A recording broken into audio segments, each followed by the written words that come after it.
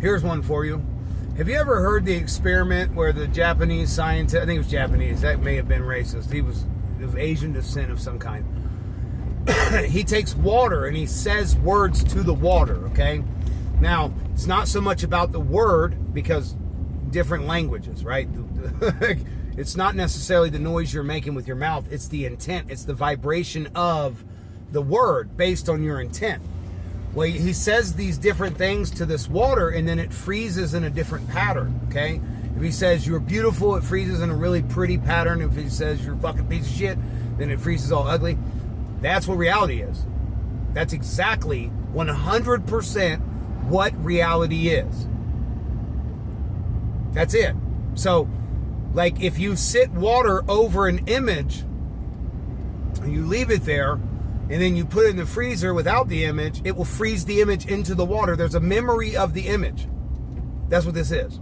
This is intention frozen in time. Like, that's what life is. I have to work on that one, because that shit came to me when I read your message, and I was like, you know, because for me, it's like the water and everything else, that's all still just an idea. There is no such thing as any physical form of any kind at all. But it doesn't necessarily matter. It's going to act the way you think it's going to act. But that is how Jesus walked on water. Because he understood that water is the same thing as all things. And he defined it as water. He defined that you can't walk on it. And as soon as you realize that everything is the same thing, that takes away the value of everything. And you can interpret anything you want however you want. So he interpreted the water as solid, and he walked on that shit. Yeah. But it's all vibrations frozen in place by I don't know, our mind, I guess, our brain, whatever. I don't know. Fuck. Listen, it's definitely really hard to wrap your mind around. I'm kind of to the point now where I'm like, I don't care so much. I just want to be okay here and here.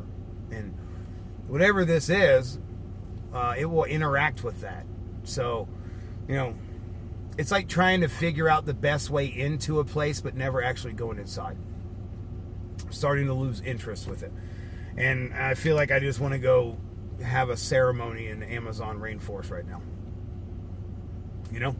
I want more experience and less thought about it. But I see the tree you're barking up. And I think we're all, again, trying to explain the same thing with different words. And I think at some point we gotta switch over to doing something with it. And I'm not saying that you're not, or that anybody else isn't. This is my personal thing. That's how I personally feel. But when you said the water and everything else, I thought, well, that reminds me of that experiment, right? You say it, the vibration of the word, the frequency of the intention is frozen in water. It dictates how the water reacts. And that's what this is. This whole reality is you're dictating how it reacts based off of your vibration. What you say, everything, what you feel, what you say, what you think, it's all the same output. It's just 3 different versions of the same thing. It's how you communicate with it.